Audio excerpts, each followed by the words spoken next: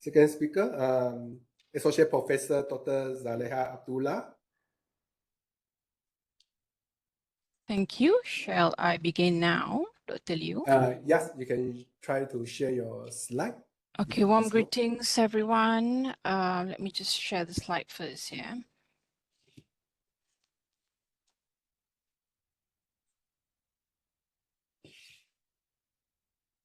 Can you see it now clearly? Yes, you can see clearly. Okay. So before we start, maybe let me introduce Dr. Zaleha Abdullah. Okay. So Dr. Zaleha Abdullah, she was a former deputy chairman for Malaysian e-learning council. So actually, it's a national level committee in Malaysia that in charge of the e-learning policy at the higher learning institution, in public sector. And she's now she's currently UTM faculty member, and she has a lot of the experience in formulating the online learning policy and involved many projects that related to the e-learning. So, Dr. Zaleha, the floor is yours. Thank you, Dr. Pawan, the moderator, respected partners from University of Malaysia Sabah, Prof. Nordin. We have Mr. From ITC Cambodia. Participant, ladies and gentlemen, I can see numbers of participants from Philippines. Mabuhay.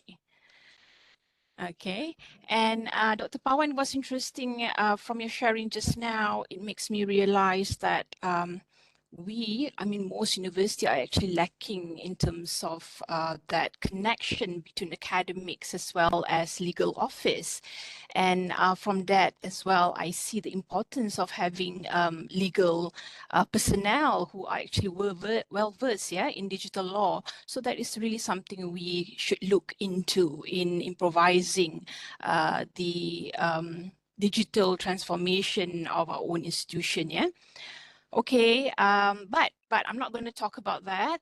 In my sharing today, I'll focus on how the Dx.sea project of digital transformation helps people grow through learning and training so they can lead lasting change. We talk about sustainable. So I think this is the first level that we should focus on. While I will also briefly mention initiatives like creating open educational resources, digital centers, but the main point I want to emphasize is the importance of developing the mindset and skills necessary for real digital transformation. Without the right skills and attitudes, I believe no amount of technology can lead to meaningful change. Okay, all right. So as you can see here, according to the World Economic Forum, this is the latest citation in 2024, the least developed countries are falling behind in digital transformation. This highlights the urgent need for us to work together. This makes sense why, the Dx.sea come into the picture to close the global digital gap and prevent existing inequalities from worsening. We don't want that to happen. So as you can see in Asia alone, countries like Afghanistan, Bangladesh, Cambodia, Laos, Myanmar, we have Nepal, Timor-Leste, and Yemen are among those most at risk. So this project is trying to ensure that digital transformation is inclusive and reaches some of the disadvantaged regions. To begin, I want to emphasize that while technology is important, digital transformation doesn't start with technology. It begins with people. The foundation of any successful transformation is learning. So my concern is very much to do with learning. Developing the digital skills and capabilities of our team is the most reliable and long-term investment. If you're looking for sustainable and long-term, impact, so first thing that we should focus on is developing our people and how through learning. But unfortunately, many organizations overlook this and rush to adopt new tools without preparing their people for the change. So this is what we should be looking at, starting with we forget that it's the mindset and capabilities of our people that drive real progress. So the focus on the latest gadget or software, hoping it will bring about transformation, that is not fully right. And without the right skills and mindset, these tools, all the gadgets are often underutilized and misused, leading to disappointment and missed opportunities for real growth. Okay, the next slide, you can see in our, I'm trying to explain how our project Dx.sea able to cater or mitigate these issues. We've recognized the importance of focusing on people first. Okay, that's why we designed 3 core modules. As you can see on the screen, there's module A, B, and C, right? To improve people's capability and mindsets. So module A focuses on developing digital leaders who can guide their organization through the transformation. Some of the leaders attended already our training in Lisbon, okay, in February this year. Module B equips trainers with the skills they need to train others effectively. We're going to do this. We're going to conduct this in Laos soon in November, as well in Cambodia in February. Okay, while Module C refines pedagogical approaches to ensure that digital integration in teaching is both effective and meaningful. So mostly educators, teachers, or you say lecturers in the university will start to use Module C to conduct their teaching and learning in delivering the digital transformation to learners. So each of the modules is tailored to support the specific needs of the institution involved, ensuring that our effort lead to real digital transformation. When I say personalized, different modules are meant for different countries. We also take the cultural differences into perspective while developing the module. We do a lot of cross-check with each country institution, whether it is suitable or not. So you can see some of the modules, let's say if we cater some university in Laos, they may not need the LMS technology. They may need some other lower end technology. We may apply that, according to the plan. And these are all personalized based on the needs of the participant in the project. Okay, next, if we look at this is actually a digital transformation for digital learning in higher education framework. It's an existing framework, but let me just explain. The Dx.sea project already cover many important areas in this framework, like teaching methods, policy, support services, partnership, and training for instructors. So all the module A, B, and C just now, somehow the content in it covers most of this. While we have made good progress in the areas, helping learners grow and develop remains our top priority, because here, when you talk about learner development, that's the aspect which can help sustain this digital transformation,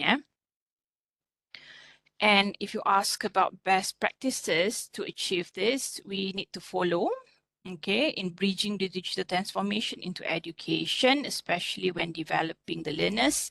This means we have to find the right balance between using technology and traditional teaching methods, ensuring technology is used effectively, providing ongoing training for educators, and making sure all learners have fair access to digital resources. So by focusing on these areas, we can ensure that both technology and learner development work together hand in hand, creating a future of continuous growth and success.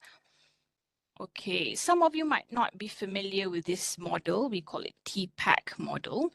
Okay, the TPAC framework or model also emphasizes the importance of selecting the right digital tools, which technology, like I said just now, some university in Laos may apply LMS, Moodle, as their platform, while others may not apply Moodle, And using effective teaching method, this is most important. In module C, we have that we have like experts in the educational technology that are going to assist us in the project in teaching the trainers, the teachers on how to use the right pedagogical approach while using LMS, for example, yeah, and while delivering the subject matter, which is the content, in a very meaningful way.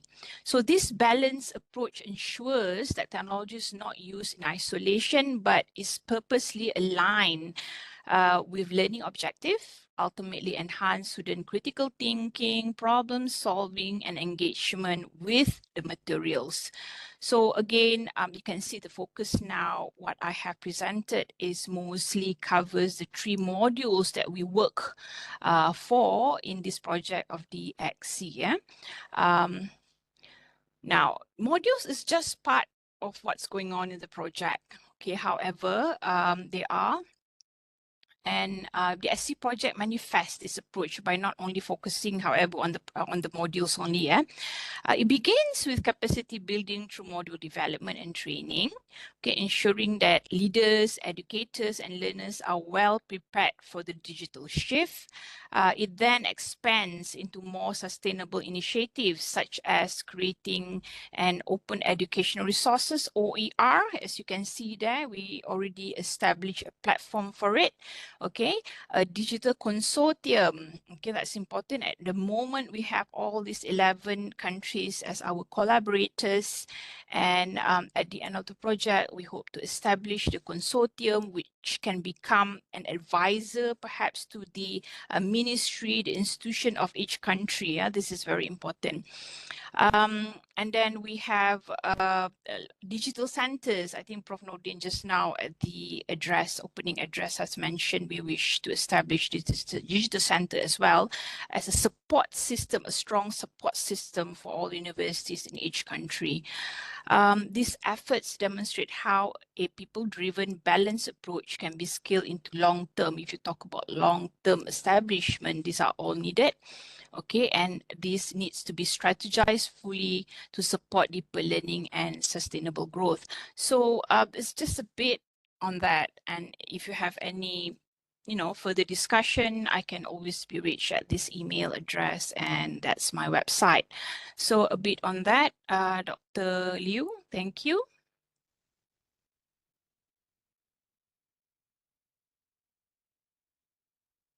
Thank you, Dr. Z. Yep, so it's working. So if you have any questions, please write it in the chat box. We already have a few questions, so we're going to do a Q&A later. So just now, Dr. Z shared a bit about sustainability of the project. So the people is very important because if there's a digital transformation, that means there will be the changes in all aspects in the normal routine that what people have been doing all the time. So we need to make sure they are technologically prepared and knowledge prepared for those changes. And the lifelong learning is a key word here. We need to make sure everyone continue improve themselves and also keep learning the new things. Not only learning new things, but also unlearn those outdated knowledge and skill and learn the new skill that is required for the futures. Okay. So please post your question in the chat box. And if you have any specific question about the content that presented by both speaker and also the next speaker later, or you have one, if you want to share any of your experience related to your what you have experienced in the past in terms of challenges, and also you might want to get some insight for our speaker, please do so. So before further ado, we would like to invite Dr. Lai Heng. Mr. Lai Heng. So let me introduce Mr. Lai Heng. So he is the Dean of Faculty of Electrical Engineering at Institute of Technology of Cambodia. And he played a key role in the promoting e-learning in Cambodia, higher education institution, and he has supported numerous projects related to the digital education and capacity building. Mr. Lai Heng, are you going to share a slide? Yeah, I will share a slide. Okay.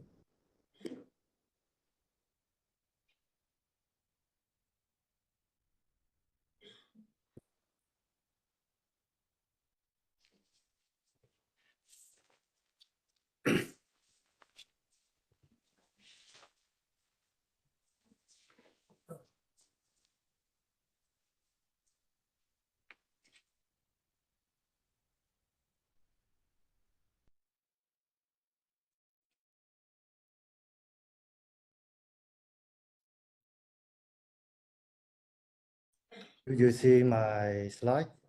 Yes. Okay. So thank Yes, you. it's up. Yeah. So thank you for inviting me to be part of this exciting seminar.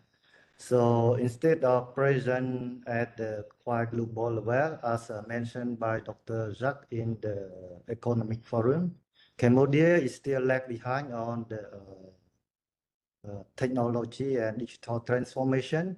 So I will more focus on how ITC have been working through many years and how ITC have been supporting partner in developing their e-learning activities.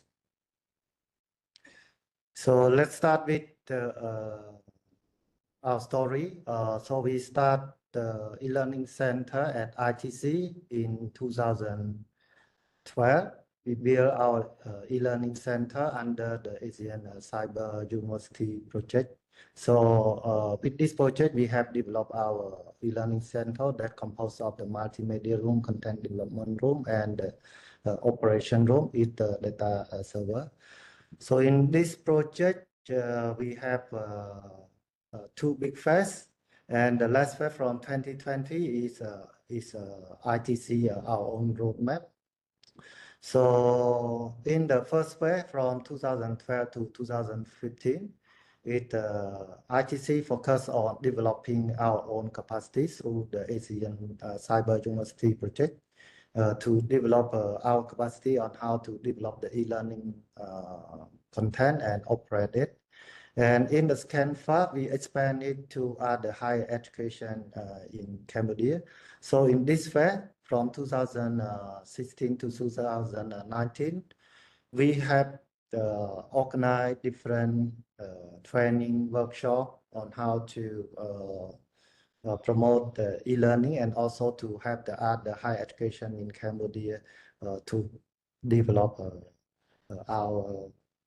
develop their e-learning activity. And from 2020, ITC would like to be the hub of the e-learning hub in Cambodia. So here is the content that I have been developed by ITC. So beside our own content, we also have the project like UNESCO BIP, the Basic Education Equivalency Program. We have them to develop the whole content and also have to operate the content for 1 year and a half before we transfer to the Ministry of Education and Sport. And ITC also support partner like National University of Management, University of Health Science to develop their e-learning content. And also there's one organization that are working on the IT passport examination. So they also produce the content with us. And we also support the Ministry of Education, Youth and Sport to develop their content during the COVID-19 in 2020 and 2021. Besides developing and support the partner to develop the content and operate, we also support partner to put their content on our platform because some partner they don't have the technical person to operate and have the infrastructure to operate the e-learning content. So we also support them to do it, like the Royal University of Agriculture and IF Adjunct Université de la Francophonie, it's a French-speaking university network. So here is just some sample content from ITC. And here is the content that we developed for the Basic Education Equivalency Program for the UNESCO. And here are the content that we developed for the National University of Management and the University of Health Science. And here are the content from the CIRAT and University of Agriculture that we support them to hosting the content. And here is the content that we developed for the IT passport examination preparation. And here is the content that we developed for the Ministry of Education during the COVID-19. So ITC have been develop and operate the e-learning content since 2012, and until now, about 50% of the our students enroll and engage in the e-learning activity. And for our platform, ITC using Moodle as our learning management system. But now, because it just recently, with the new project of the Cambodian Cyber University, ITC have moving all of our content to the Cambodian Cyber University network platform instead of hosting it at our own platform. So to make the e-learning work at ITC, we have get support from different level. We have the support from the school level that facilitate us to get it operate at the school recognition. And for the at the department level, department also look at the curriculum and try to adapt it to let the professor and approve in our curriculum and giving the credit by using the online content. And for sure, we also, to make it work, ITC have the e-learning center who provide the technical support to all the user and learner. So let me skip it. So besides having the content operate support the partner, we during the COVID-19, ITC also organized the online exam for different partner. As I mentioned earlier, Cambodia is still lag behind on the digital transformation, and during the COVID-19, as a lot of partner, they don't have the system to do the exam. So ITC have provided this platform for the partner to do it. As you can see here, we have the Smart EDU scholarship who have used our platform. We have the Ministry of Public Work and Transportation, Ministry of Health, and many other several partners who have using the platform at ITC for their online examination during the COVID-19 in 2021 mostly. And here is just a picture of the monitoring because it normally it's a national exam, so we have the committee who will come to supervise our work at ITC. And recently, ITC have provide the technical expertise in the Cambodian Cyber University network to support all the member university partner to build their capacity and to operate it. And the idea of the Cambodian Cyber University network, the main goal would be to sharing and make the use of the resource and infrastructure of higher education. One of the problems in Cambodia is that especially the university in the province, they don't have the capacity, and they don't also have the human capacity to handle the infrastructure and operate the e-learning content. So to solve this problem through the Cambodian Cyber University Network, that is a project from the Ministry of Education, Youth and Sport, the infrastructure will be installed at ITC. So there will be a common infrastructure that can be used by all the members in Cambodia. So all the other partner higher education in Cambodia, they don't need to build their own infrastructure and don't have to build the capacity to, they don't need to deal with the technical part on how to operate the infrastructure. And for sure, the other objective of this Cambodian Cyber University is to combine all the university in Cambodia together, and then we can share the common cost and do the credit transfer among our partner, and we can then promote it to the regional.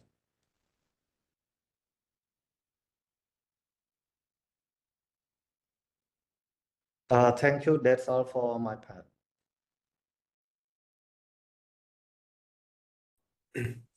Thank you very much, Mr. Lehin, for sharing all the efforts and the example that have been done in Cambodia. And it's very clear that you try. I mean, the Cambodia have a very good effort in transforming the digital learning, not only from the delivery and also from the assessment and all the aspects in education. And before we move on, let me see. So we have a few questions here. I think that we will move to the Q&A straight away, as we only have a few questions. Let me share the questions quickly.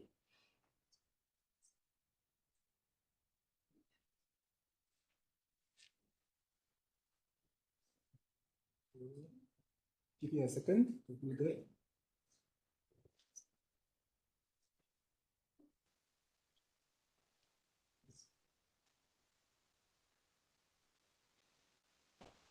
So far we have 3 questions.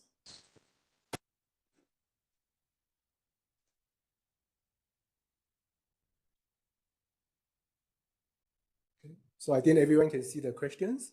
So I think that we maybe I really sort the question according to the major aspect that we discussed just now, especially by Dr. Pawan, who have set the scene. So Dr. Pawan will first share about the social aspect. So there are 2 questions about the social aspect from the participants. So we look at the first one from Wilson. So this is the question: in the prevailing condition and situation of education around the world, how can we make the conduction of research be more resilient against the internal and external threat? I think what he meant, external threat and opportunities. So we have 4 panelists here. We have Dr. Pawan, Dr. Z, as you can see from the web page, Mr. Lehin, and also Prof. Nordin. They sit just next to me, just in case you are looking for him in the web page window. So he's just sitting next to me. So maybe we start with Dr. Pawan, if you want to respond to these questions. Thank you very much. This is a very topical issue, actually, in the European context. And our colleague Lisi Yarwe, who is also part of Dx.sea, is doing her master's thesis on this very important and relevant topic, because we are looking not from just the coronavirus or pandemic point of view, but if you look at the situation in Ukraine right now, I mean, there's a war that has been going on for more than 2 years, and a lot has happened on the battlefield, but also the need for continuing education still continues.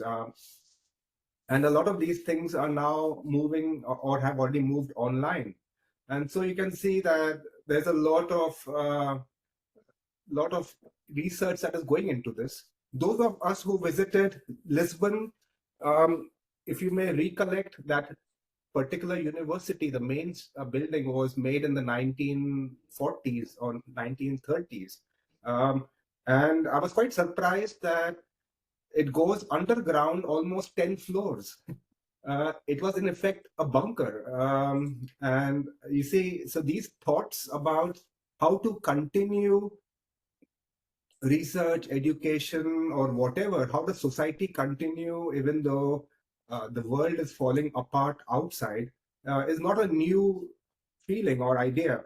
What is being done especially is how to make the digital infrastructure strong enough to withstand these threats and problems.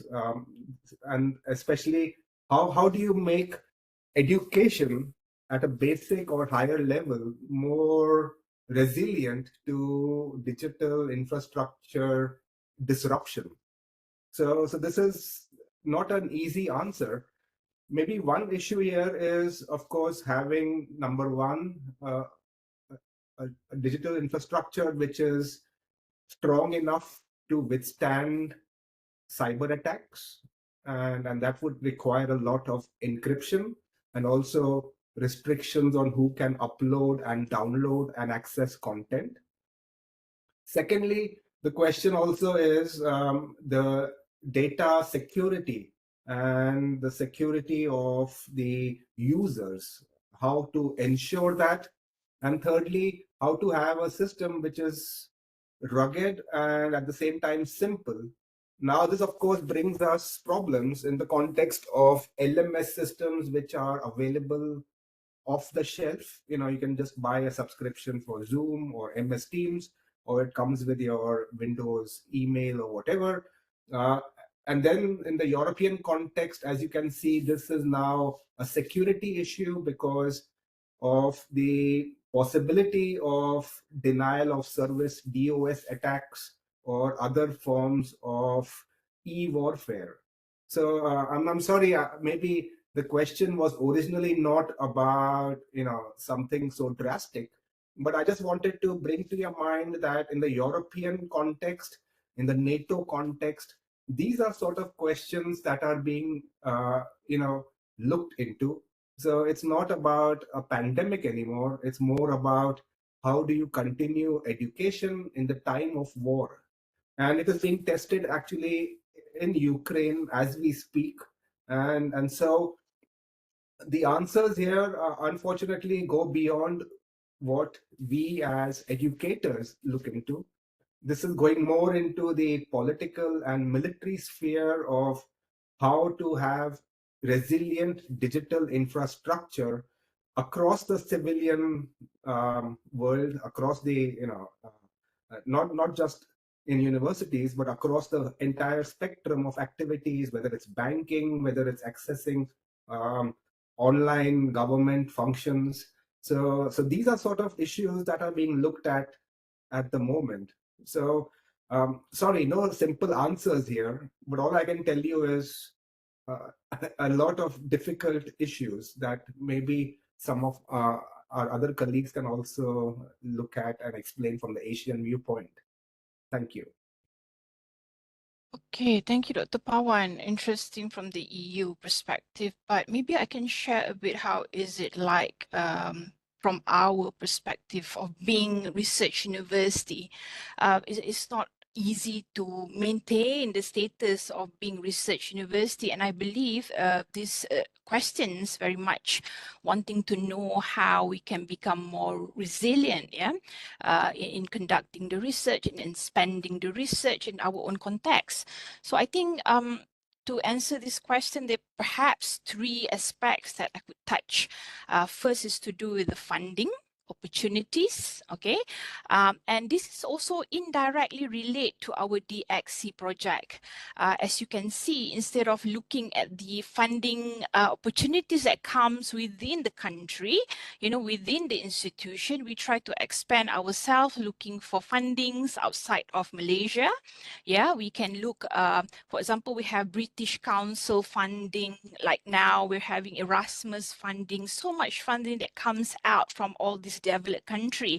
So in becoming more resilient, we should be looking from that perspective of funding opportunities from different country or companies, in fact, like private companies, there's a lot. The second one is to do with research methodology. We are so embraced into our perhaps a very linear methodology. I think it's about time for us to expand our research methodology that look into contributing to the global community that would become an interest from the founders especially. And some of the method that we have applied in our institution is to do with quadra duplex. You can have a look at it. And when I said this, the impact extends beyond just our university, beyond just our country, but in wider community globally. So that's to do with research methodology. Another thing to become more resilient, you have to just create a stronger international collaboration or networks. I think well done to you, because you are starting to do that by participating in this forum, and perhaps you can gain more connection, or perhaps in the future we can collaborate with Philippines. Is this question from Philippines, I think, yeah? So we can expand that stronger international collaboration and together find better fundings in the future. So 3 aspects perhaps to answer your question of becoming more resilient in the research perspective. I hope that answered the question. Dr. Liu? I just add a little bit another perspective of looking into this, how to become more resilient against internal and external threats and opportunities. If we look at our situation today, what we have achieved so far in terms of knowledge and technology, all attributed to the resilience of educators and researchers of the past. If we look at the history for the past 1,000, 2,000 years ago, the world have gone through a lot of challenges, a lot of disasters, wars of many kinds. But yet we survived until today, and what make us today is because of educators and researchers of the past were highly motivated to pursue knowledge and explore the possibilities beyond their imagination. And if we at higher education institutions now do not have these qualities of highly motivated educators and researchers, then what kind of future that we're going to build. So this is something that we should reflect as educators and researchers today.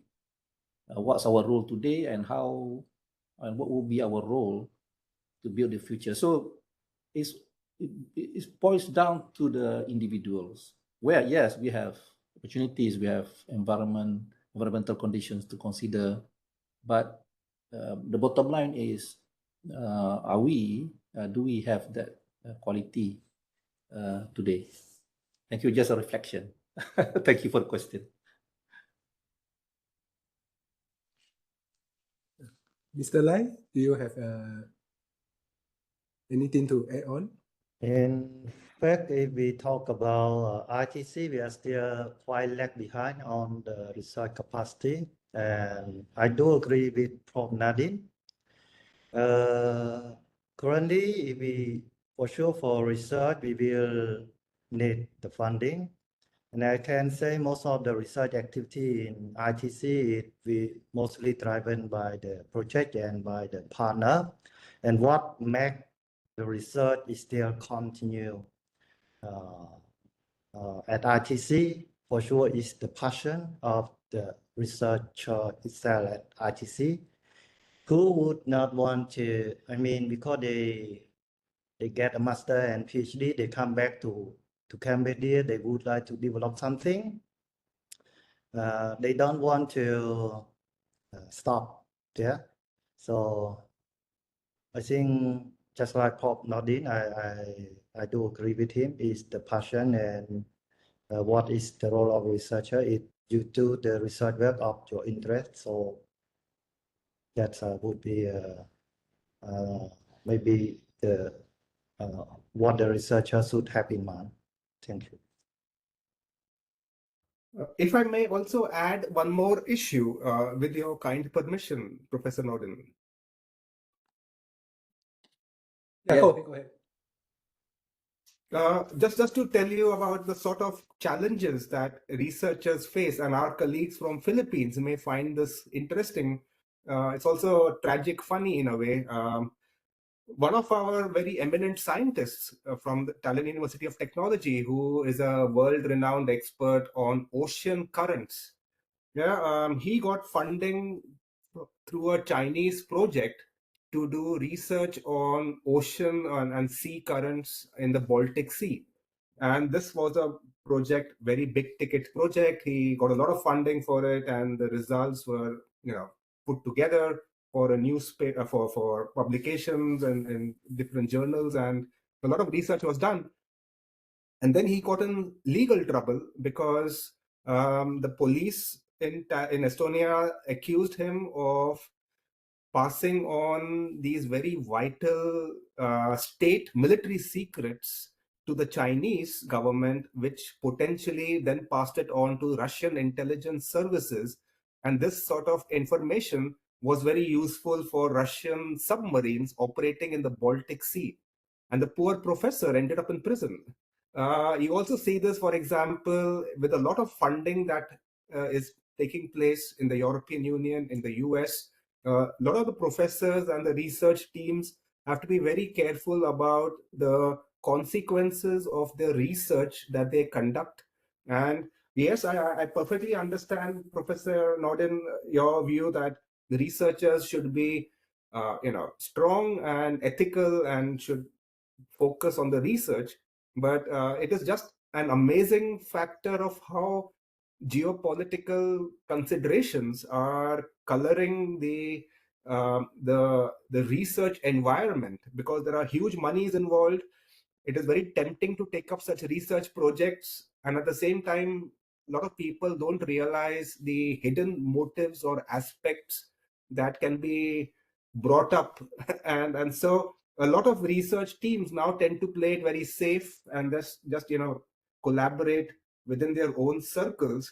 And this is again a very challenging aspect that we are seeing more and more now in the European Union, especially. Thank you.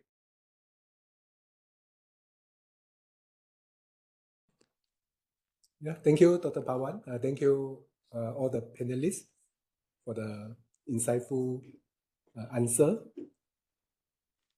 So I just share, it's not a question, it's just a remark made by one of the participants. So basically, maybe answer some potential question that might posed by our participant.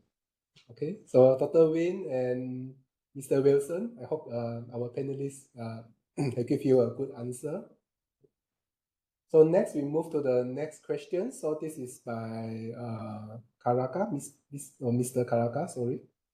So the question is also related to the social aspect. So what are the effective strategies for ensuring higher education consortium, such as Dx.sea relationship, do not break down due to the lack of collaboration or communication among the organization within its network, perhaps due to other individual priority of its member? And then the follow-up question is, how can we make the partnership for learning resources exchangeable, both local and international, at the local level and also at the international level? So I think this is related to one of the key points that made by Dr. Pawan just now about the sustainability.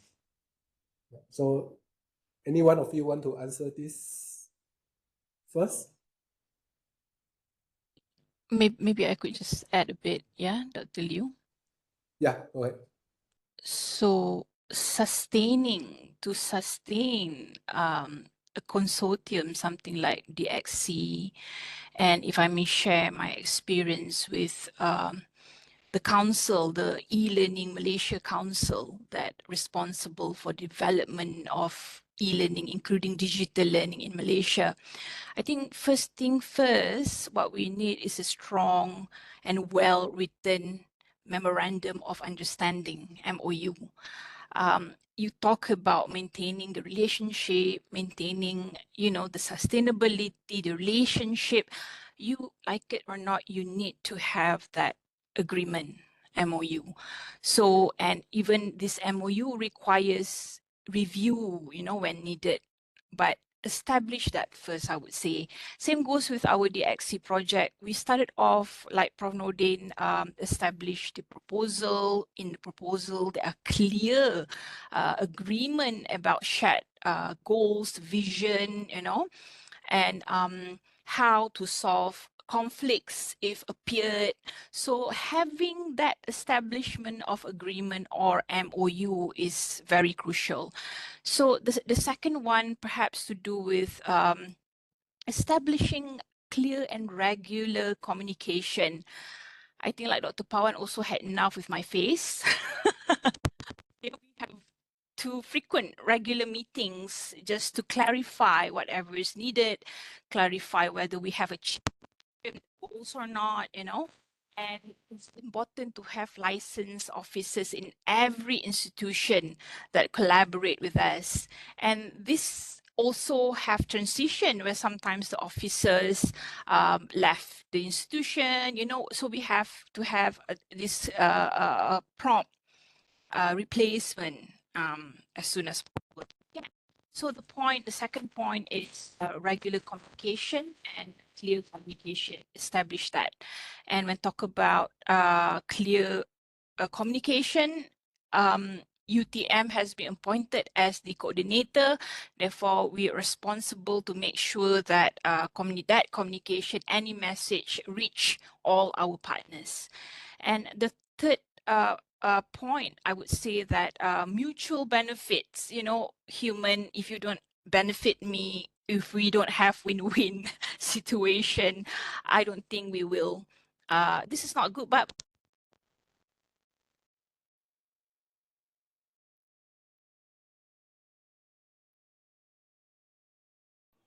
Dr. Z, there's something wrong with your mic, I think.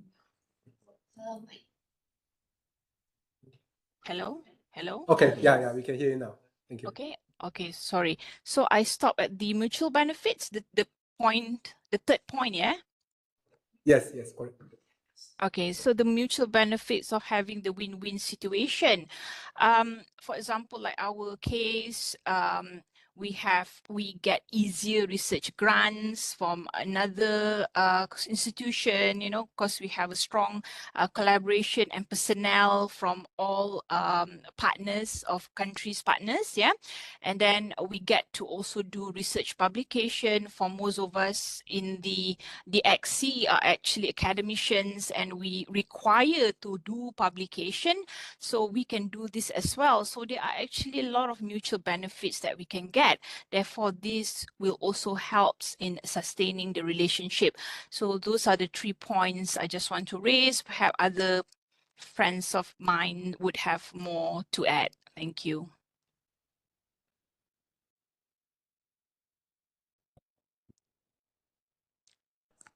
Mr. Laheng? Yeah, so besides working on the e-learning, I also in charge of the IT department for about 10 years. So I would like also to share my experience. I think the first thing when we talk about the collaboration or the consortium would be, firstly, for example, for my department, IT department, we work mostly with the university in France and in Belgium. The first thing that we would that drive us to work together would be the common goal that we want to achieve together. That keep us to working with the university in France for 10 years now. It's over 10 years. So I think the first thing maybe we should ask maybe if we have the common goal and everyone is still committed to the same goal. And for example, we have most of our activity now is to do the exchange between the university in France and in ITC. So because we would like, ITC, we also receive students from French, and we would like also to send our students from French, but because of the budget limitation of the Cambodia government, mostly we get the students from French, but we do not have students to send due to the budget. So to make it sustain, to me, for example, also in the Cambodian Cyber University Project Network, where ITC is a kind of the coordinator of the program, we always have a meeting yearly to discuss about the goal, what if we really want to do it together. And then would come letter with agreement, etc. So the common goal and common understanding, and of course for the win-win collaboration would be the one that will let all the members to do it. So beside this, when we talk about collaboration, about the consortium relationship, behind that, we need also the budget. So the funding would be also another important part of it. And when we commit to do a lot of things, like for example, in the Cambodian Cyber University project, a lot of activity was planned, but a lot of activity was also cut down. So the funding would be also important. But I think the first thing would be the common goal that we set together, and we see the benefit. I mean, the mutual benefit for all the partners to achieve this goal, and the dependent of each partner to achieve this goal. Thank you.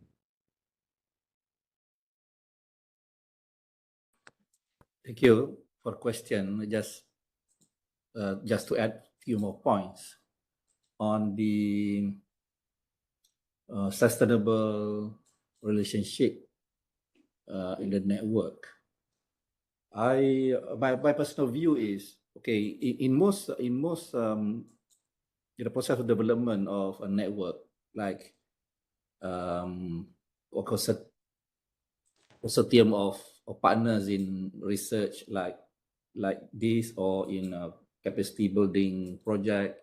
So usually we'll develop a network of universities, right, to work together. And most of the time, it starts with individual relationship, meaning one person know another person, and then one leads to another, and eventually they form a network of universities that will work on specific project to apply for research grant or for a project. But individual relationship, yes, we have to really sustain the individual relationship, that we know each other, so it will become probably easier for communication purposes. However, we need to formalize the relationship at the institutional level as well, because individual will come and go. So in order to make relationship between institutions more sustainable, it has to be formalized in whatever ways. You know, it can formalize. That's what we're going to do for Dx.sea network. Anyway, we're going to register a proper network for Dx.sea, and this is part of our deliverable, because we know that an official network will be able to do more. In the future, we can apply for similar grant. We can work together with other projects, students exchange. With the activities that which are not within the scope of our current project, but we can pursue those activities in the future with proper network. So in order to do that, we have to formalize that at institutional level. The same thing as research, the same thing as bilateral relationship between institutions. So in most cases, the relationship started with collaboration between 2 professors or 3 professors from different universities. But relationship between professors, yes, it workable at lab scale, but in order to give more impact to at higher level, it has to be formalized. So that's our approach anyway at UTM as far as relationship is concerned. I personally involved in many consortia.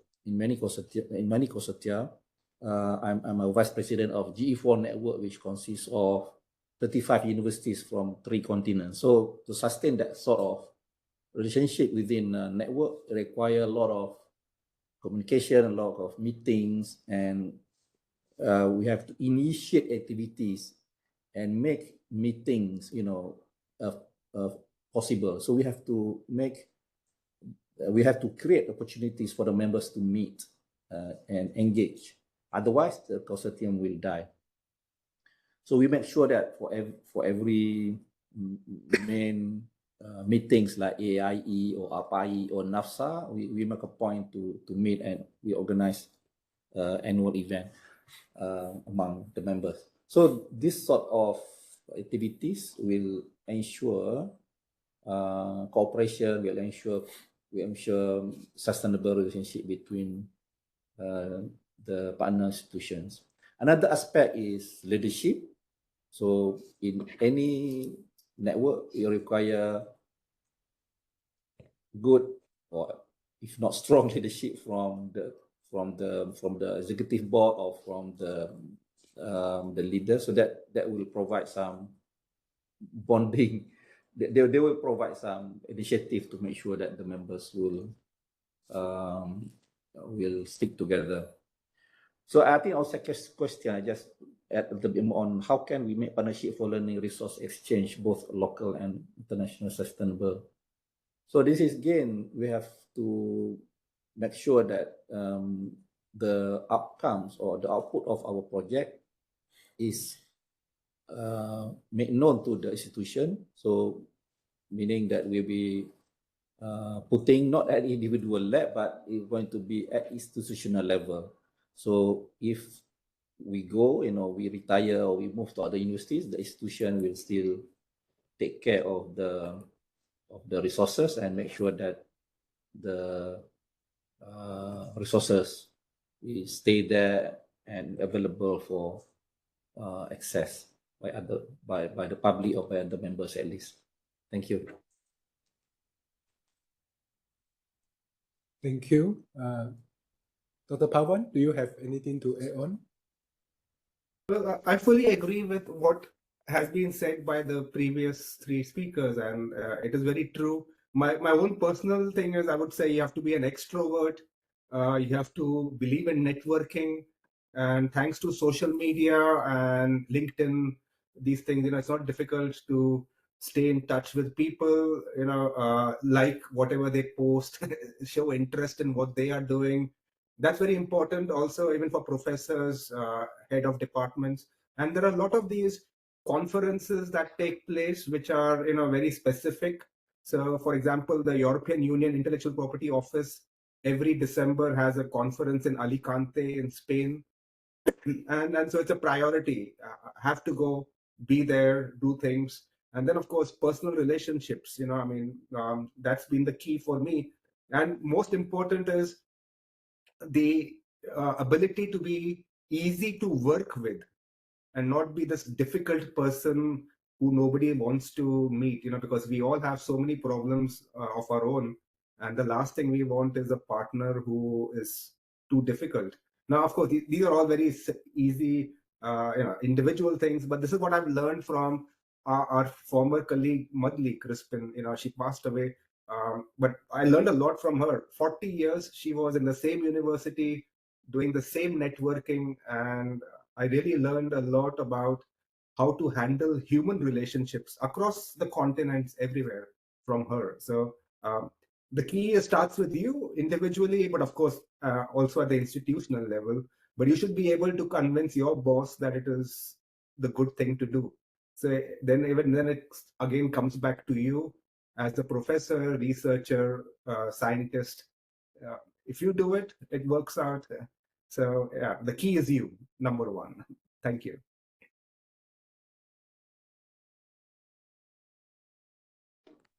Thank you, Areka, for the questions and the response for all the panelists. So now we are about 2 hours into our seminar. So we'll be happy to see that all of you are still with us, about 180 of you. So we have another 2 questions that we managed to capture. One on the technological aspect, another one on the legal aspect. So maybe we move to the next question, the second last questions. So this is from Julie Vet from Philippines. So this is her questions. So her question is on knowledge and technology transfer.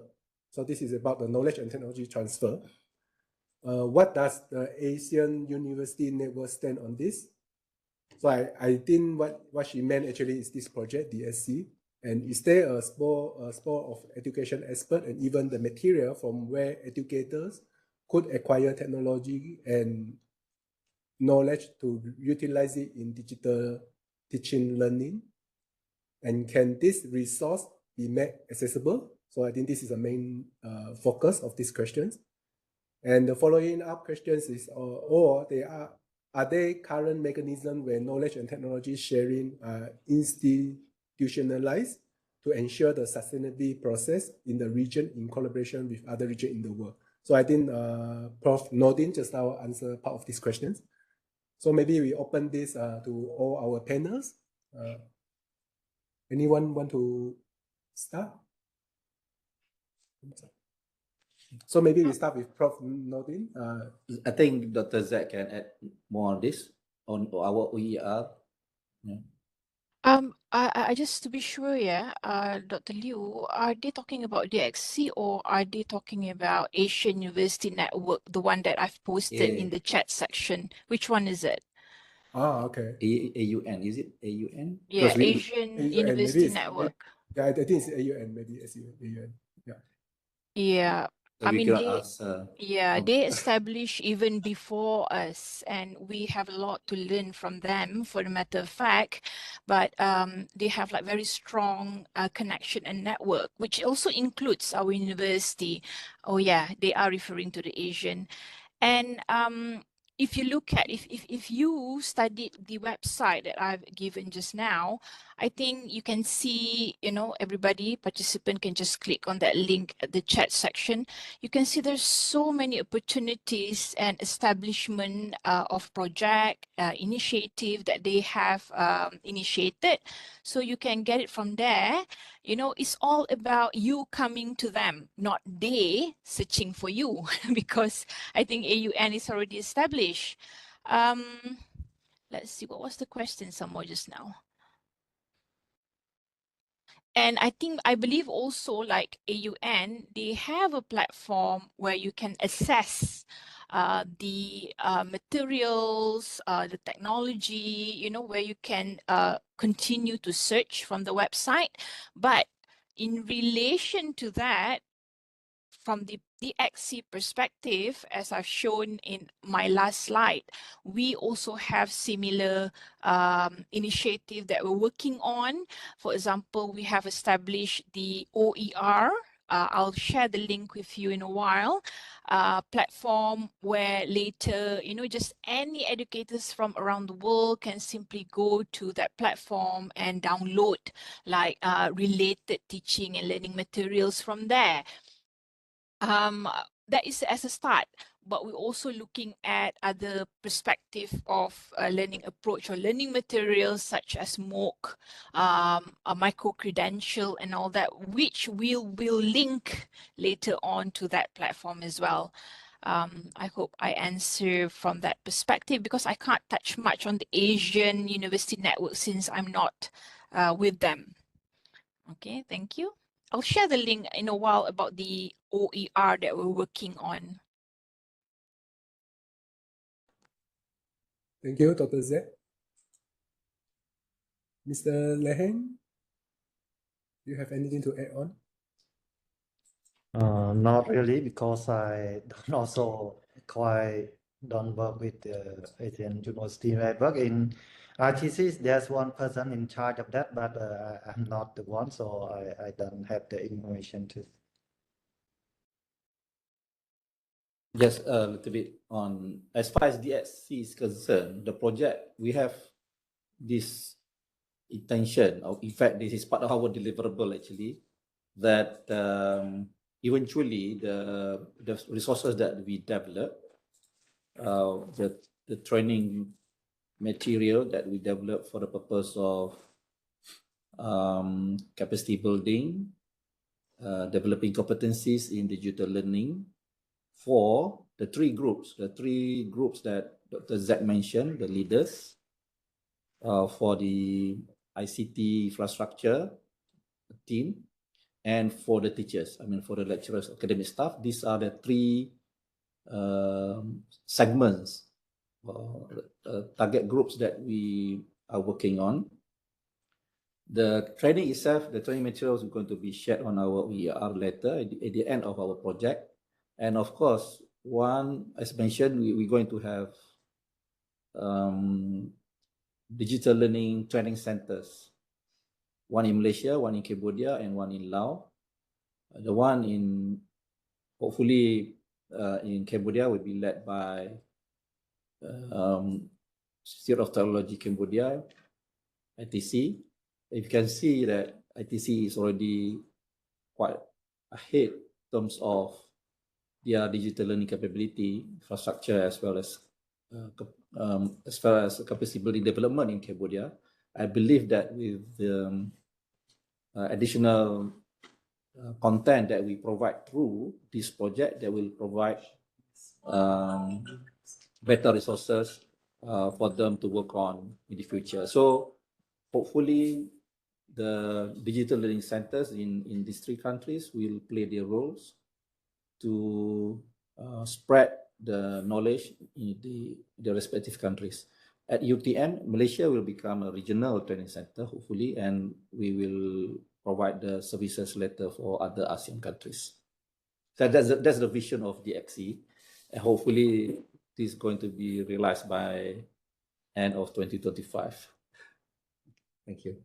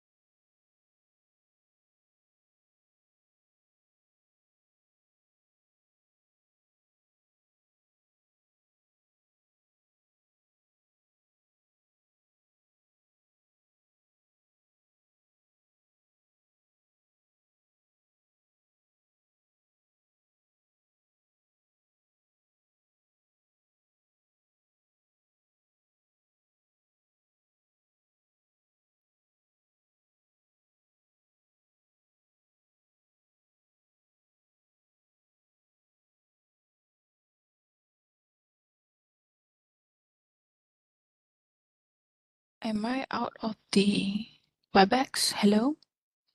Oh. Oh, okay. Okay, so this is the next question about the legal aspect. So I think that even though just now I read the question, you couldn't hear it, but I'm pretty sure you already finished reading the questions. So this is about the data privacy and data management. So I think Dr. Pawan, do you want to respond to this? This is related to one of the important points that you mentioned in your speech just now. Well, thank you very much. Yes, it is very important to understand how these LMS systems work and how we can seek more accountability. But you see, the thing here is what's happening is also that the legal aspect overrides individual institutional issues over here. Some of these issues now go to the next level above our heads. What is happening is as soon as a certain service provider becomes dominant, and the definition of dominant is given under the competition law or the antitrust law of that country, dominant could be more than 35% or more than 40% of the market share is controlled by that service provider, then the competition law kicks in. And so it is not a difficult proposition to look at. For example, Google search engine, 90% dominant. So automatically it comes up Microsoft, Apple, Spotify, MS Teams, Zoom. As soon as they reach a certain threshold level, then the competition law authority of that country gets involved in setting up regulations and accountability impositions. So what is happening in the European Union is, to give an example, most of the LMS is either now through MS Teams or Zoom or then Moodle. And as soon as they breach a certain number, then the whole issue of regulations, accountability, data protection, everything becomes extremely legal. And so a lot of these companies have very extensive legal departments that deal with these sort of issues. So for example, if Taltech has a problem with Moodle, there's only so much that we as an institution can do. Moodle will say, this is our policy. You like it, take it. You don't like it, go away. But Moodle instead is affected by different laws that have been enacted in the European Union. Now, it is interesting to see the history of these sort of laws. Before 2015, it was all dominated by, this industry was dominated by American companies, and the American laws in this regard are very straightforward. The United States Digital Millennium Copyright Act, for example, or other laws clearly state that the online platform has very few responsibilities, like YouTube, Amazon, etc. And if you have a problem, the private parties can handle it amongst themselves. And as soon as there is an issue with a video that has been uploaded on YouTube, just tell YouTube, they will have a cease and desist process in place, and the copyright strike, whatever, and they will take it off in 2 days, 2 weeks, whatever. No need to involve the government. You give full immunity to these online platforms, because that is the only way how internet can grow. So that's the US viewpoint. After 2015, before 2015, the European Union agreed with this viewpoint, and a lot of other countries in the world also agreed with this viewpoint. But after 2015, the European Union said, no, you cannot have unfettered, complete freedom to do whatever you want to do. If you are an online platform, you should be facing our rules and regulations, because data of European Union citizens is going to the US. We can't control what they are doing, and they are monetizing everything, and this is not fair for our consumers. But more, it was about getting control of data. And so the European Union imposed a lot of new rules and laws, starting with the GDPR to talk about data control, data protection, and then came the digital copyright in 2019. And now the European Union has the EU Markets Act and the Digital Markets Act and the Digital Services Act. So a lot of regulations and accountability are now being imposed, not just at the European Union member state level, but also at the central level in Brussels. So what I'm basically trying to say here is that alone as an institution or as an individual, you have no chance of making these LMSs, more compliant with the law. But at the legal level, at the national level, there are a lot of these laws coming up. And what is happening, for example, you see is it happens in the European Union, and then 3, 4, 5 years later, different countries across in Asia, Africa, South America, they also start adopting the similar laws. And so whether it is in ASEAN countries, whether it is in India, China, Brazil, wherever you look at it, they all are starting to impose these sort of laws into place, which are putting a lot of restrictions on these American online platforms. So when we look at the legal issue, you have to also consider where this company is coming from, where it is working, and where the services are provided, and which country is imposing the law. So when we in our Dx.sea project look at Moodle, you have to also understand that Moodle is regulated differently under EU laws and not so much under Malaysian laws or Laotian or Cambodian laws, which is why our module A is more targeted at the leadership level, education ministry level, rector level.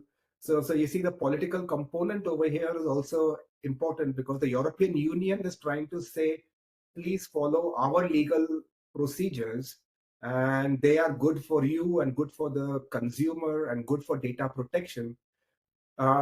After a few months, years, the Americans will say, no, don't listen to the Europeans. Keep it simple, keep it effective, because that is how the internet works.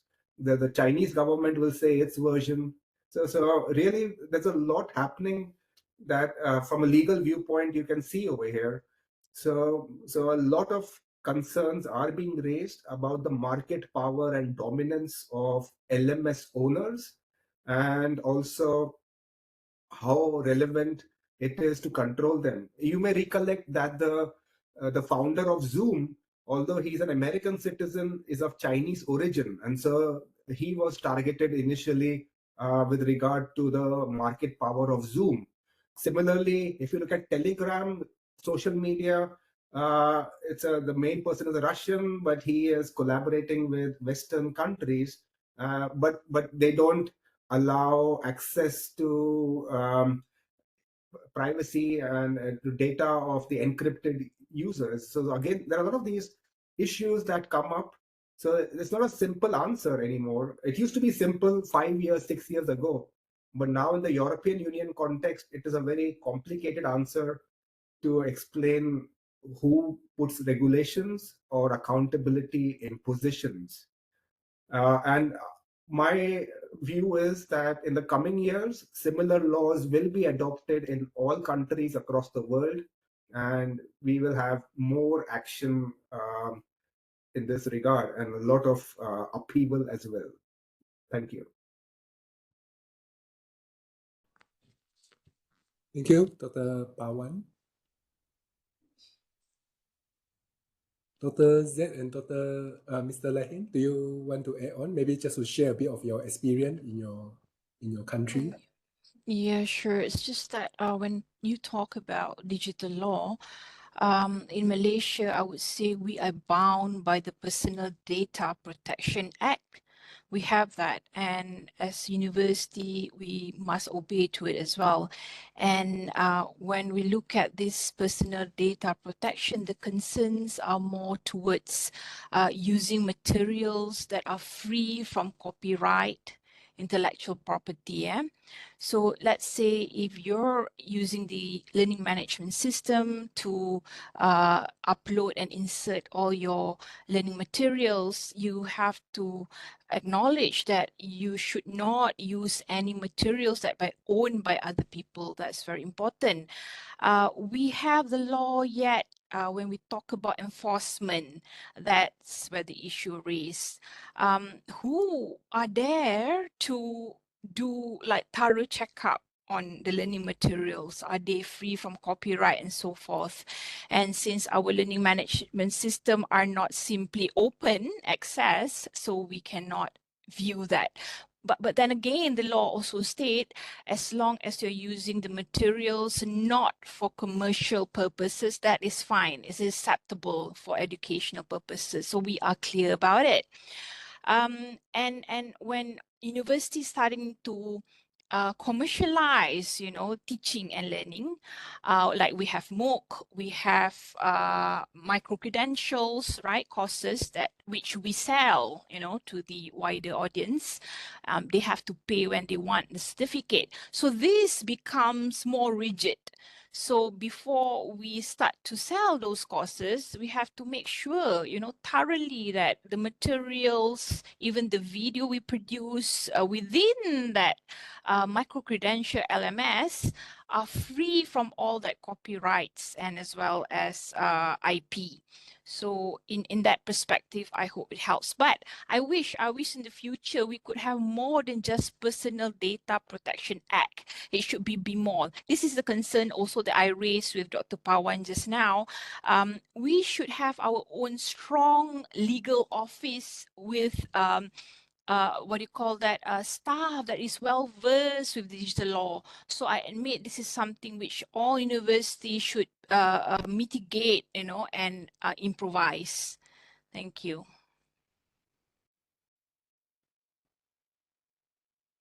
So for Cambodia, there are not too many law. Anyway, I work with Ministry of Post and Telecom, and in fact, I also, beside the learning management system, I also working also on some other national project. So there one regulation, quite general, is the one to protect the data of the user the system administrator or the one who are hosting infrastructure and own the information of the user. If the leak of the data, there will be a law in Cambodia that I don't very remember, but you will be going to jail, etc. That at the ministry or national level, but as ITC, in fact, ITC operates several systems. So, like I mentioned, we have our own element. Now we operate the Cambodian Cyber University. We have the data from also at the university in Cambodia. And so at the school level, for sure, if first, we have the law from the Ministry of Post Telecom, and the one who in charge of the system, in fact, mostly my team. So if there are lack of the data, we will be sent to, the unit that execute the law that I mentioned earlier. And for the learning management system, because we have hosted a lot of data of the partner, but normally we don't check it. It's the partner, the university who own the data, who manage the data by themselves, and we could not go and do it. That from Cambodia. Thank you.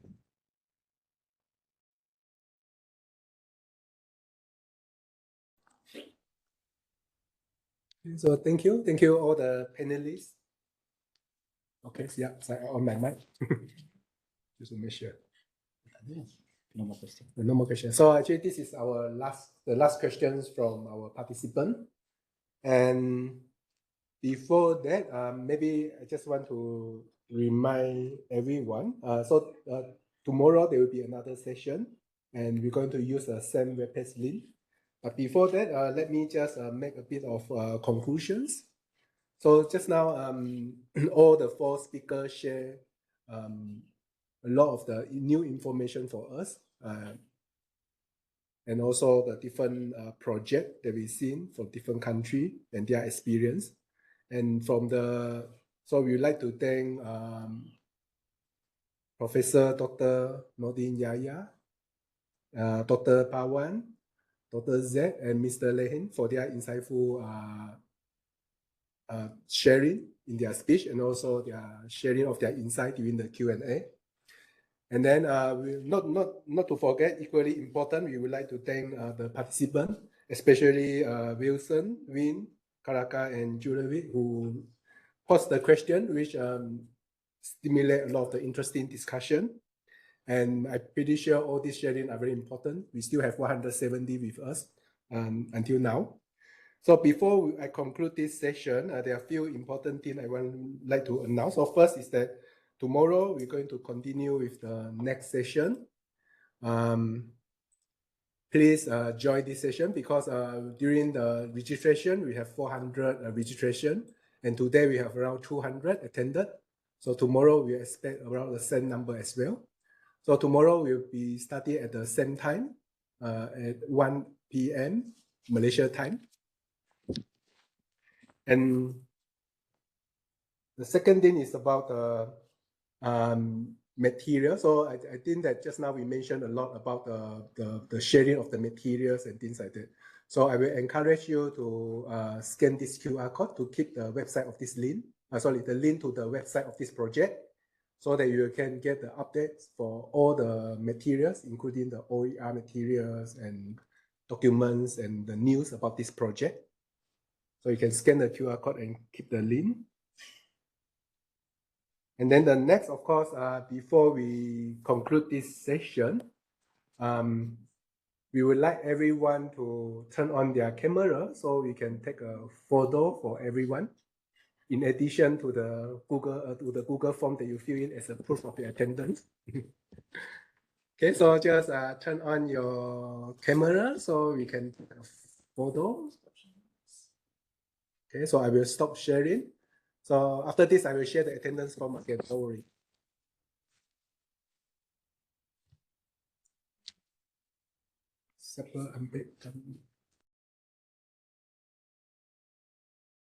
So just turn on your camera.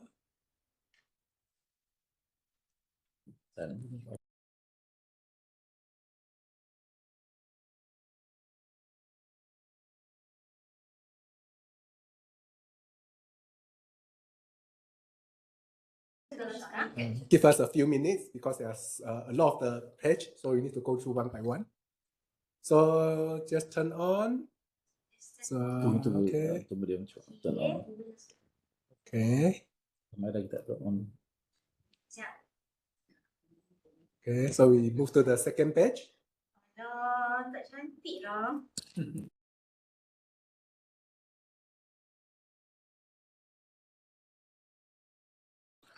Okay, we go to the next page.